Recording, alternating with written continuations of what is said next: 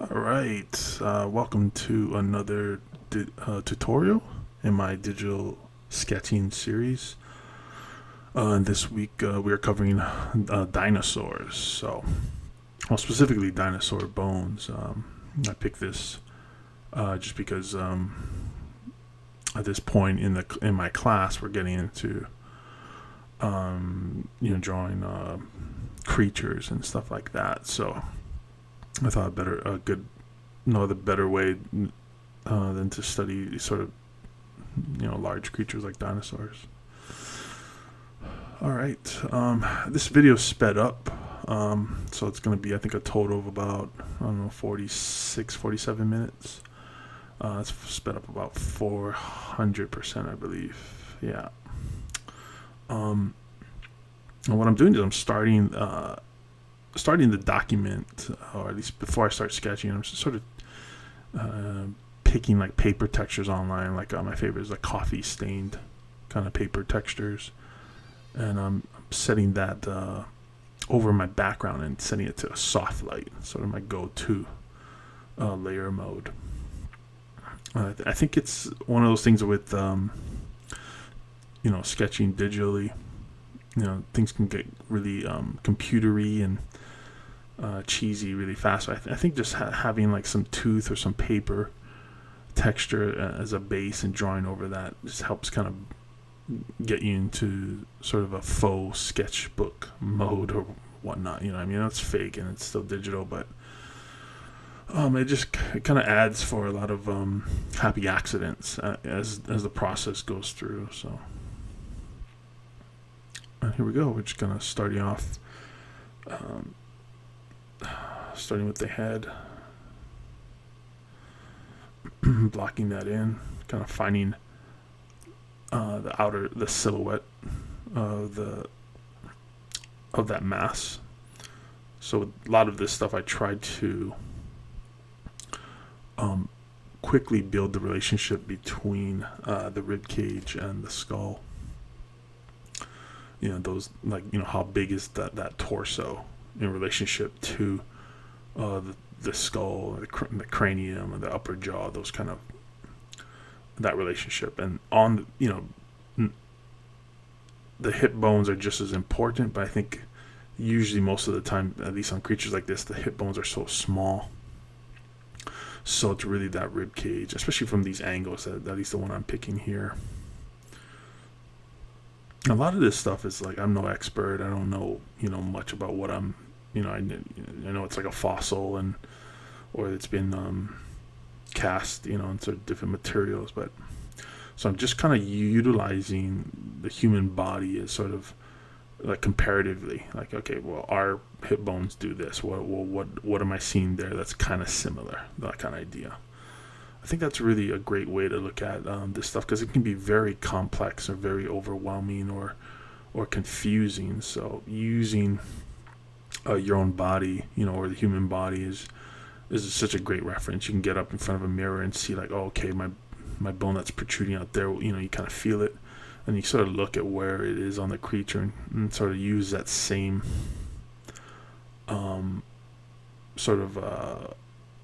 same approach or same idea of like, that's a landmark. That bone protrudes out, there's a large muscle mass near it, and so forth. I think that's extremely a much easier way to kind of grasp what we're looking at here.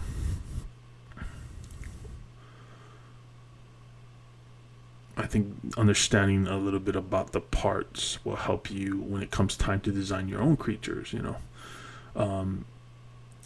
Having those convincing, or letting it be convincing, will, I believe, at least in terms of anatomy and sort of the skeletal structure, having those landmarks is just, there's no way around it. And the viewer is expecting to see some relationships there that make sense to what they're used to seeing. So, your collarbone protrudes, out in certain areas, right? Where like the pit of the neck, you have a little kind of bony protrusion there, as well as like before it hits the shoulder. So same thing here. I want to try to accentuate those things, even though there's no skin or muscles, I still want to make sure those landmarks are almost like over exaggerated,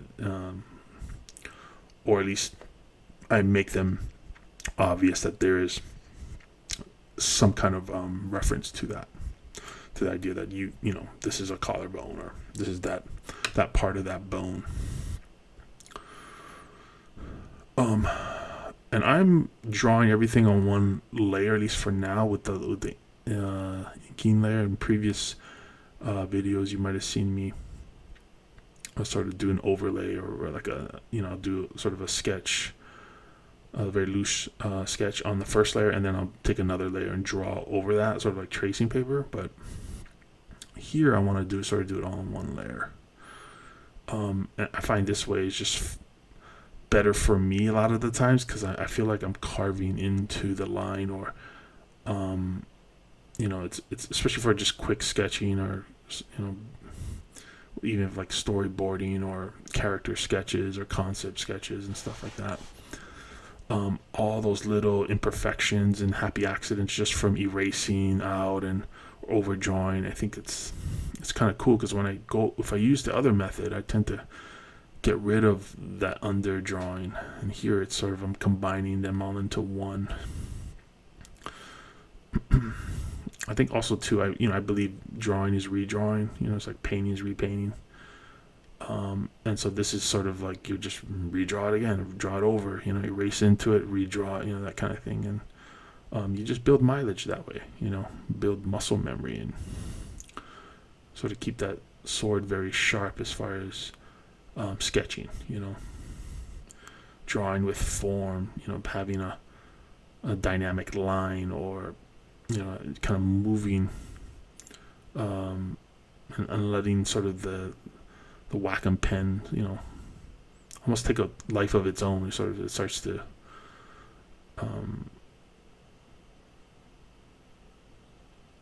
so its looseness just becomes almost like a dance, if you will. I'll leave it at that. I won't go any further as far as sounding a little too artsy fartsy woo woo, but there's something to be said about that. When you find your rhythm with any tool, it's almost like it looks easy. It just happens. And I see that a lot with watching people draw. There's a lot of live streams, and you watch them draw, and you can always tell the ones that hit that mark. You just see there's something happening, and it's not necessarily prettier. It's just a free form. There's a flow to it. I think with anything, you do it enough times, you'll be able to reach that flow state much easier.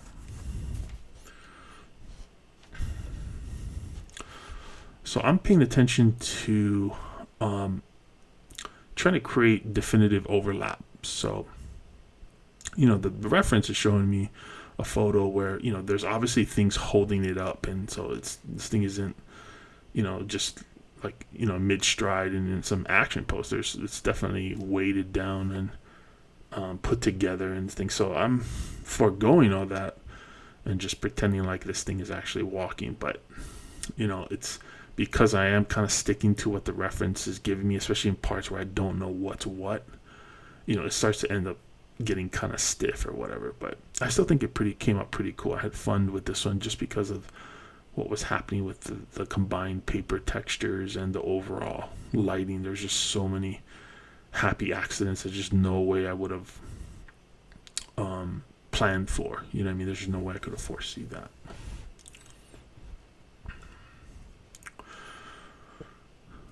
So now I can see I'm cleaning up the line drawing, and now, I'm kind of dropping in dark darks. So I'm taking a stylistic approach here and saying that, my dark darks are basically going to be that, 80%, 90% black that I'm putting down, or that, I think it's like a dark brown actually. Just something to note, I don't like to draw with black, unless it's like that's what I'm going after or something. I find with toned paper, I like the dark to be relevant to the color that I'm drawing over. So if it's a blue tone paper, I'll use a dark blue to draw. I don't know why. I just like that look, but it is preferential. There's really no, there's no like fancy artistic statement to that. But if you're ever wondering, why. So for instance, like the line right now may look like it's black, but it's really, I think, well, actually, yeah, in this instance, I can see that it is black. But originally, when I first started sketching it, I tried to pick a color that's similar to the base text, the base tone, and just made it darker, up the value and maybe tweak the saturation a little bit. But that's why I like to do it, because I find if it's just black, it kind of just, unless I'm going for that comic book or inking look or something just pure sketch, pure graphic line art kind of feel, then it tends to be too bold for at least the painting process that I do. So it's super interesting just to watch, like me watching this now. It's my first time actually watching me do this sketch. I just record it and then I come back and I'm watching it. So it's really interesting just to see some of the decisions I made, and I'm like, why did I do that or whatever. And sometimes I'm like, it's kind of cool, like that's interesting, that I did do that. So I recommend, for those of you that are trying to do this, this is a great tool to use to learn from, is recording yourself drawing, even if it's with your phone and you're drawing in your sketchbook. If you're on your laptop, get one of those free software, screen recording softwares, and record and just watch it. And you don't have to show it no one unless you want to. You can do like I do, put it on YouTube and stuff like that. But you'd be surprised how much you can learn just by seeing the decisions that you're making, or the sort of the art. Maybe for you it's about the artistic choices, right? Like, oh, look at that, texture, or look at that, why did I make those colors? I should have tried, X, Y, and Z. And I think that's where the growth can happen a lot more rapidly when you're giving yourself that critique, so. All right, so here I'm using a technique where I create a new layer, and I'm taking one of my texture brushes, and I'm just basically splashing it everywhere into the subject matter.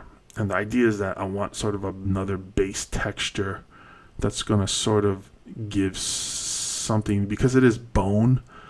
I could use a bone texture if that even exists, but for me, I just want there to be visual noise, if that makes any sense. Like, if it was just pure flat one color, it's not going to be as believable in terms of its material unless it had some of that texture, bone texture or whatever. So in this case, I'm using this kind of splattery kind of ink. I actually like that brush, kind of interesting.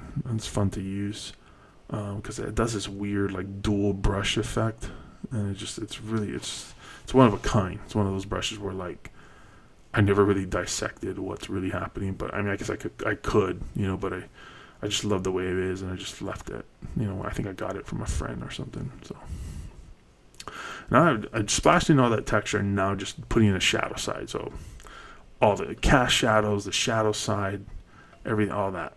So, and now I'm just kind of going once over and putting in some tone. So because eventually I want what the main focal points, which in this case, like you can see I'm aiming for the head, probably the arm as well, the arm that's coming towards camera.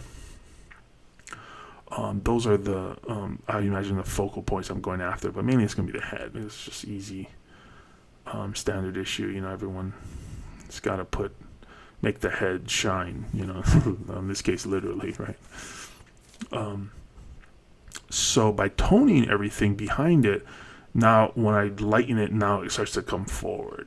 So that's how sort of value works. Sort of like what sort of comes into light comes forward, right? What kind of, in this case at least, in terms of the way this is set up, I'm making that case where this thing is coming, is being hit by this light, so therefore it's coming forward in space, right? And then things that get darker kind of recede, So when you're doing like environments, it's the exact opposite. Things that are close to camera will have a lot more contrast or a lot more blacks or darks in it, then say something that's far away off in the distance, it's going to have very little blacks. It's going to be lower contrast. So, but that's my thinking. Now here I'm just pushing that even further by putting a graphic shape behind this sort of three-dimensional subject matter, right? This thing. So, and I'm doing it elsewhere as well. I'm sort of pushing with painting so graphically that background color. It's a little bit lighter too. And now, again, this is all style. You don't have to do this stuff. I usually like to show this just my students because I think it's important to have a sketch, especially, say it's like the one that you really like and you want it to really respond to the client or the person that you're showing this to. It's a great way to kind of give this thing a sense that it's coming forward or lifting off the page, if you will. And just by adjusting those values, right, how light or dark that background gets, that's what I see happening. So I kind of like that. I kind of overdo it, so I'll have to find a new canon or a new formula to do for that. But hey, you know what? If it ain't broke, don't fix it. Kind of thing. So for now, I think it's cool. I think, and the students, my students respond. So same thing, kind of carving back in. I used a blender or at least a smudge tool with certain settings on where it's smudges it and blurs it almost kind of. And so I'm creating like a sense of like a very awkward depth of field, if you will, because I don't want the shadows to be this sharp angle to it. I think stylistically it just doesn't work. So I chose to soften that, and I think the end result came out pretty cool because there's some scattering of light as it, the half tones of the shadow. There's some interesting artifacts that happens in that, so it's pretty cool. Reinforcing my darks there, right? So wherever you see in a picture where the darkest dark is having a relationship with the lightest light is where the main focal point for most of the time. Most images that you look at, the artist and designer or whatever is controlling where that level of contrast is. So, and just by strengthening the darks and the lights in that quote unquote focal point will make it even more of a focal point. Because your eyes, the way our eyes, at least the way I understand it, our eyes kind of will go straight to where that contrast is in a picture plane. If they're looking at an image, they tend to go right where there's a high amount of contrast. So contrast is the key word there, and keep that in mind. You always want to be mindful of what's happening from a light to dark relationship.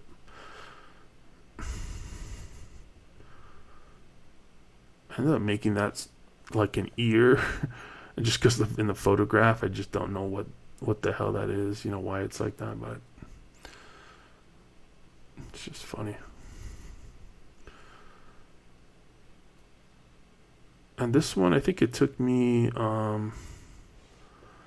probably like an hour and a half. I think I fussed around a lot just with some things, but I think it was time well spent. I mean, because this was I was kind of rusty, going into this, but the second one went much faster. So I think it was almost like probably half the time. So if you kept doing this, over the course of a few days, and you're doing one per day or something, by the time you hit the third or fourth sketch, man, you're doing it probably in, I don't know, like one third the time, or 1/4. So, that you just can't be stressed enough. Try to, when doing this kind of stuff. I mean, it's not super important that you draw fast, but just notice the efficiency because if it is getting faster, that means you're reaching. I think you're getting closer and closer to reaching that flow state I was kind of talking about earlier, where 5 hours might feel like 5 minutes, and you're having fun, or you're in sort of a different consciousness, if you will. You're sort of just executing this thing, and and you're enjoying it, or you're sort of just going through the process, but you're getting something out of it. There's a fulfillment factor. I think that's a lot of my students, they struggle just figuring out what to do next. What layer mode, or what what part of the process, or what am I missing? It's hard for them to reach that, and that's normal. That's just part of building that muscle, and doing it enough times that you'll get faster and faster and more efficient, and the tools become sort of second nature. So. All right, so it's kind of dancing all around. If you look at my layers, they're kind of all over the place. I'm putting, and for me, like this kind of stuff, like the last thing I want to do is make one part really amazing, and then the rest just leave it, as is. It's not gonna work. There has to be some balance between, especially with a sketch. I want to keep it a sketch, but I want there to be some definitive points where like that's clear as to what's going on. That overlaps that, or that feels round there, or that's clearly a certain type of edge, that kind of thing. But at the same time, I don't want it to be, this is not rendering. So, and I blur those lines. Some people tell me, oh, you do digital painting, but I don't see this as digital painting, because I see great digital painters out there, and they're extremely rendered. Like, this thing looks sloppy compared to what they're doing. So I really don't see it as digital painting. Maybe that's what I'm doing, in the sense of giving it a label, but I'm sketching, like the way I see it. It's just that I apply, at least for my students, so that they get a sense of they could take this to finish. It's not just a sketch for sketch sake.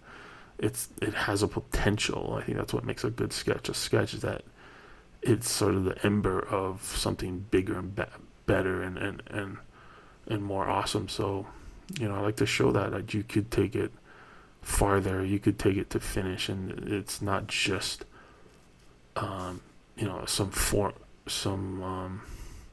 formality or anything. As we're really trying to effectively communicate an idea, or something. Sometimes I don't know what it is, but until you do it, then you sort of apply or reverse engineer some kind of philosophy behind it. So you can kind of see how you utilize some overlay layers and use an adjustment layer. I think that was color balance to create sort of a cool versus warm, sort of. And I really like using color balance as a way to sort of create happy accidents with color, or tone or mood. It's just a great way. So I know it's more for like a photographer kind of thing, but once you use that tool enough, you get to see what works and what doesn't for this kind of stuff. So.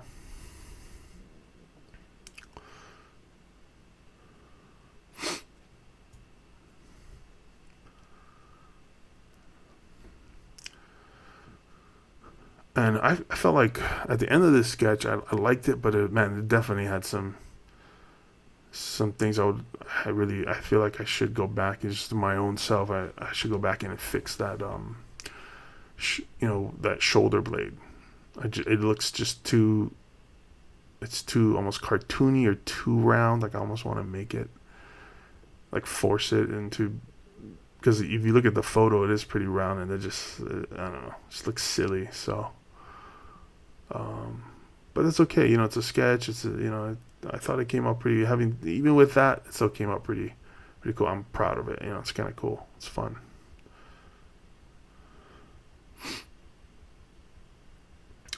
Something to note here, what I did is I like to think about the depth of what's happened, the relationship of what's coming forward and what's receding. So what I'll do is I'll use atmosphere, like as if there's dust in the air, so I'll use the lasso tool and select out the rear legs, and then I'll sort of dust in using a very low opacity airbrush, and I'll dust in some of that background color. So now what's happening is it will recede, at least visually it will recede in space, because it loses its contrast. The less contrast a thing has, the more it recedes in space. It's just how it usually always works. That's another thing. It's the mouth that just got so weird, and it's just look at the photo, you're like, So sometimes, the photos can wreck you, man. If you get enslaved to them, it's better to like use, your experience and to make a, critical judgment, judgment call and say, hey, it is that way in the photograph, but we got to make it look so, just in the image, it just looks too weird. So, so I would go back in and actually thin out that, from being such a huge bottom lip to maybe being like more pointed or having some texture indication, so that the viewer, even with that weird shape, still knows that this is something that's very hard. It feels like bone, or fossilized, deposits and stuff like that. And just reinforcing, how this thing comes forward, right? Just by adding sort of that outer outline around, the head, it's going to automatically move it forward, All right, so now we're on, let me move my mic closer. Now we're on the second sketch. I only did 2 sketches for this one, just because doing bones is kind of intense, or labor intensive, I mean. But this one came out pretty cool too. Same thing, I'm using a coffee stain texture, laying it over sort of peach vanilla kind of color, and just figuring out what brush I want to use. I'm just gonna start going for it. I chose the photo I chose this is a very difficult one, just because of the way the head is facing the camera. I think that such an awkward thing, so I had a lot of problems with that. And then also the legs, because they're sort of mid stride, or they're not planted on the ground. So this is a tough one. I ain't gonna lie, but I got through it and it came out pretty cool. Like it definitely is just like the other one. I probably could have did some things that made this a lot better, especially I think with the feet on this one. I totally botched it. It's just totally, but they're okay. They're there as a sketch. They're there, but they're not finessed, I think, enough to be, because they are sort of a focal point. So you got to make one leg at least really nice, and I just didn't do it out of sheer probably laziness or just time. It's like I don't want to spend more time, because I end up spending so much time on that head trying to get it right. So yeah.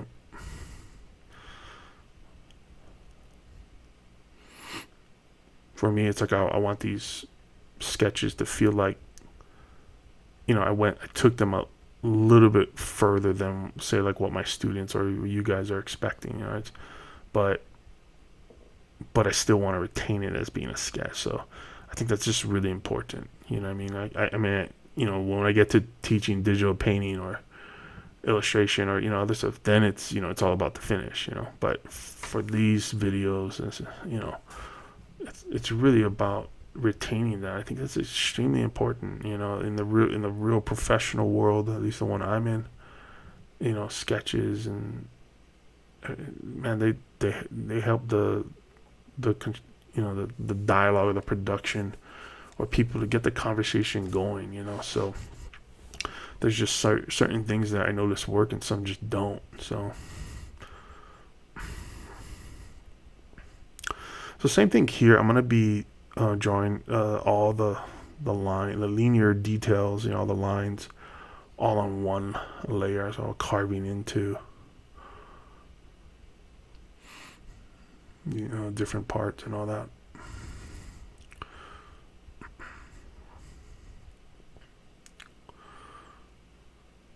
This is a cool, like, the photo is a pretty cool shot. I think that's why I picked it, even though despite all the problem areas it has, I like the overall photo. It's just a really nice one. Like, I just wish the head was at a, like, or maybe the camera was moved, rotated, so we could see a little bit more of the head being at a different angle. So I treat the rib cage as a large oval, egg shape, which is great, and keeping it very oval and round, and using the ribs, the actual bones that sort of jet out from the spine. I think of them as form lines, right? So it tells me how that form is going, and I'll draw it that way. And then when it's time to make them into actual bone, I'll go ahead and draw a few and let the rest be suggestive. Because I mean, who wants to draw in every single one, and who has the time for that, or the patience? I definitely don't. I mean, I kind of flubbed it here in this one, where I used a lot of sort of just carving, right? Shape carving and stuff like that. So I made a big sort of surgery there, select out of area. And sometimes you gotta really look at those relationships, because you don't want things to feel like, man, they're all crushed together or whatever. So don't be afraid, working loose and free form like this. You shouldn't be, you shouldn't be like, oh, I don't want to do it. It's too precious, like you can't be thinking like that, or if you are thinking it's precious, it's probably because you're jumping into secondary and tertiary details too prematurely, and therefore you're not going to want to make those changes. So if it doesn't look right, no matter what you do, it doesn't look right. So you gotta fix it. What are the big shapes? You have to sort of go through that process of elimination and say, okay, is the shape right? What is the form language right? Is it a perspective issue? Really address all those fundamental principles, and it's one of those things that might sound like very tedious and painstaking, but you got to go through it. I think for me, being in design school at Art Center, we had no choice. You're gonna go through that process, or they put you on that crit rail, and they'll serve it to you. Regardless if you're gonna eat it or not. So, I think the better your critical thinking, or the choices you make, you have to kind of go through that, and look at it like, hey, that's just too short, and really evaluate. Look at where do landmarks line up? Where do things sort of need to line up? The edge of the front breastplate, how it's, the gesture in the front just so happens to line up with that front. The foot that's coming towards camera, it just so happens to line up with that angle. So, I don't think, that specific example, it's not that important, but if you were to, really hold yourself to that standard and be like, hey, like this thing, I want it to be, at least, I want the furniture to be in the right spot, as far as the details and secondaries and tertiaries, you can kind of make it up, but the overall, primary shapes and all that have to go in the right spot. I think there's just no way. Right now, that's not to say that you can't deviate from what the reference is giving you, because I do that all the time, and no matter what you do, it's gonna be not perfect. You know what I mean? But what you're trying to do is what looks right, or what is, how much can you get away with? I think that's more important, to think about it like that. It's like how far can you push it? And so that early lay into that sketch, I'm not afraid to, erase out a massive part, or to cut out a part and move it. And neither should you. You shouldn't be especially if you're trying to do real sketches, genuine kind of sketches, you should have that kind of thinking. Because furthermore, we're on digital, right? This is digital, so we have every trick in the book. So don't be afraid. If it looks wrong, if it feels wrong, try it out. I would even encourage, even if it is right, push yourself to, your design sense is only going to get better when it's challenged and you're forced to, deal with different constraints or different problems. So, all right. So now the line work is, I guess I called it done. That's arguable because obviously I'm going to change a lot of it. But now at the same time, I'm taking a new layer and I'm going to just bomb the texture into the subject matter. You can overdo that part and still make it work, but I recommend for students to make it a little bit very low opacity, maybe like a 50-40%, something like that. I recommend they do that because I notice whenever they overdo it, students tend to overdo the texture part, and the texture becomes so powerful that it just, there's no way to keep it in check. So, but having said that, it is still possible to, if you do overkill it, to make it work. Now, this thing, the real estate that it has texture isn't a lot, in the sense like, these are small, thin, twig-like, arms or whatever. There's not a large, cylinder that's taking up all this massive space on the page. It's not. So the textures are really just there to create, again, tooth, right? Visual, noise, and all that into the design. So you gotta experiment, try it out. In fact, you gotta do it wrong, just so you know. But I saw a mentor of mine, JP Target, and he showed me that, and that's where I kind of got that idea of using texture brushes as a way to create a texture base. Now, you could use a photo texture as another way, but I find it tends the clarity of the photo will kind of screw with you. Sometimes you pick a photo, it's too high res, you know what I mean? And everyone gets the big, high res photo. And I think with this kind of stuff, you almost want it to be, I find lower res actually works better. It just depends. There's so many instances. But I find with anytime you texture bomb something, especially at this level for sketches and all that, if it's like for matte paint, obviously you're gonna want to get the higher end, or finish painting. You want the high end photos. But for stuff like this, if you put in something that's very crisp and clean and amazing and perfect, and 80 megapixels or something like that, your sketch is not gonna win that battle. So for me, I always tell my students, pick the low res ones. Let it'll be pixelated, but that can be to your advantage. You know what I mean? Sometimes, so picking something where it's only maybe 800 pixels, 7 to 1200 or something like that, instead of grabbing the 4K, texture. Let it be a little bit fuzzy and artifacty. You know what I mean? It's, I think that's cool. You can make it work. You'd be surprised. So,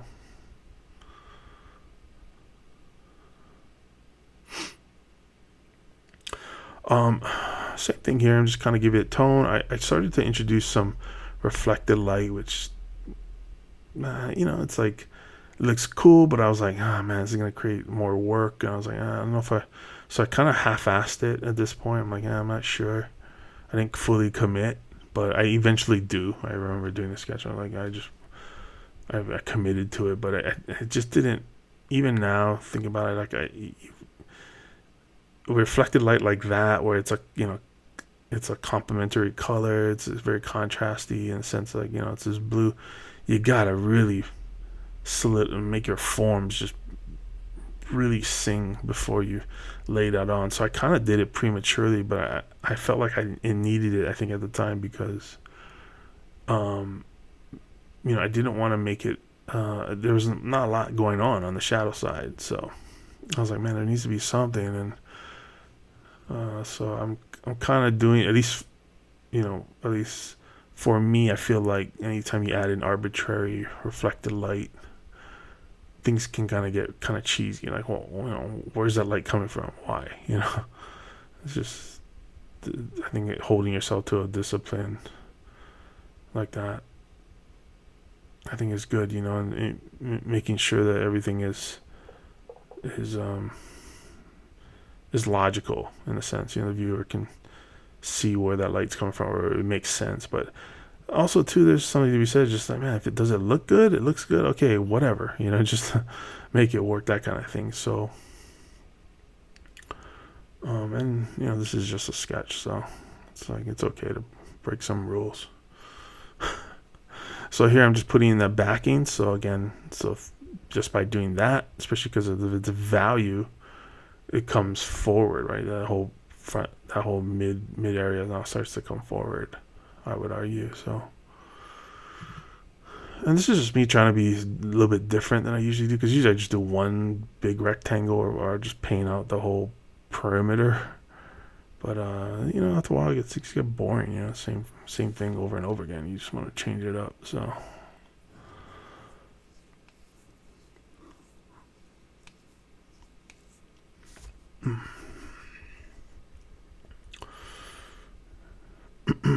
Now, I'm making, this is the part where like I'm just dancing around making edits. Like, I want this form to be more resolved or pushed better, and instead of, things kind of get fuzzy, or they get uninteresting or whatever. They stiffen up or whatever. So again, it's one of those things. If it doesn't look right, challenge yourself, go in and try to do the best you can to fix it, or sometimes you just got to take it to a new set of eyes. And something I'm not doing here that I should be doing is flipping the canvas. I'm so bad. I really should be doing that. But I recommend good way to kind of put new eyes, on your work, outside of just going out to someone else and showing it to them, is just by flipping the canvas. It automatically disorients what you're used to seeing, and now you're like looking at it like with like, well, wow, that looks definitely wrong. You should be able to see just by flipping it what's not working, what is, so and I'm bad sometimes. I forget to do it or don't do it, but I should just put a post-it note on my screen here and just as a reminder that, hey, flip canvas, or most people it's save, right? Save your work, which by the way can't be overstated.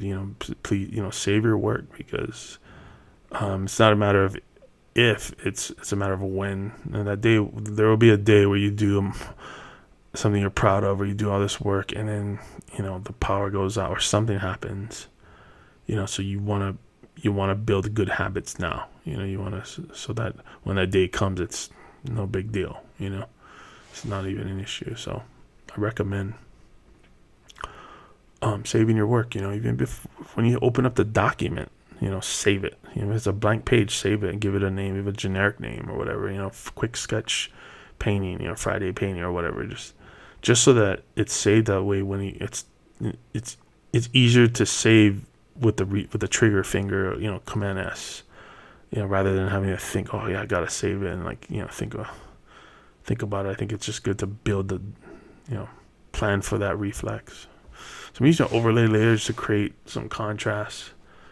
And in using overlay, also saturates it just a tad bit. So, excuse me. It's really late right now for me, so I'm just kind of tired. But we're almost done. Nope. Just going in and I wanted them both to feel like they're at the same kind of quality, or they're in the same kind of tone, but I think it was fine, it came out cool. So, and now here we talked about the other sketch, creating a sense of depth, right? So I'm gonna take that paper color and sort of dust it in over that leg, and what will happen is it will sort of knock it back in space. An atmospheric perspective, as they would call it, or whatever. But really, it's just taking like the color that's surrounding it and sort of dusting it into it, and sort of giving the case like, hey, there's something in the light is affecting those particles in the air that's creating that sort of contrast. So that's sort of at least the way I see it. And that's where the lasso tool comes in handy. You kind of go in with that lasso, the freeform lasso tool, and just select out. And it doesn't have to be perfect. I tell people all the time, like, don't, this isn't about being super clean or whatever. Like, this isn't, this kind of digital sketching and painting and drawing process. There's so much back and forth. It's just being too clean can be unnecessary for effective output or effective ideas. It's just like, for matte painting or other stuff, where you're creating a finish, then yeah, that makes sense, right? So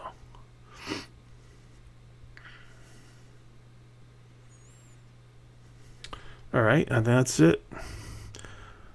Here's the finish coming right up. There you go. Thanks for watching, guys. Show your support. Please like, share, subscribe. I'll see you in the next one. Later. Bye.